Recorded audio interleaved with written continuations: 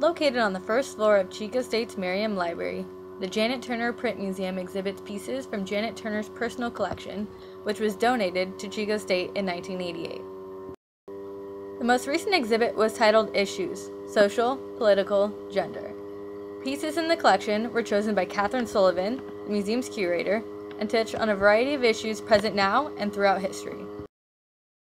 This is especially interesting because it is a piece done by a woman expressing her aspect of her feelings on that subject. And so it's really, in a sense, art doesn't necessarily have to only be, we sort of think of art as beautiful, and that certainly is, art has that ability, but art can also serve another role, which is to express the human condition.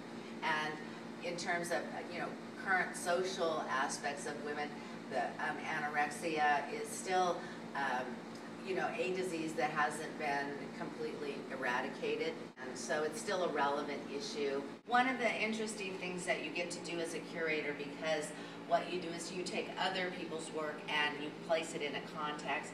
I thought it interesting to put together something like this from Paul Zapp, who's a noted artist who did a lot of sort of political cartooning and critiquing, and this is from the 60s, and it's obvious about its, all these sort of stereotypical kind of corporate types taking their profits to the bank.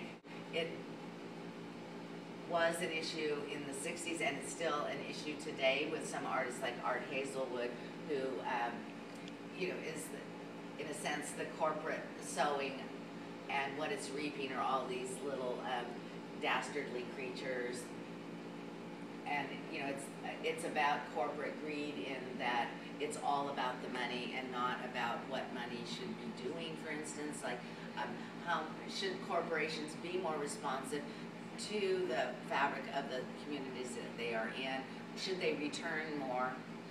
So these kinds of things reflect on a point of view. They're satirical and humorous to some degree, but underlying that, they're asking you questions. And this is another example of art where it can serve a different role.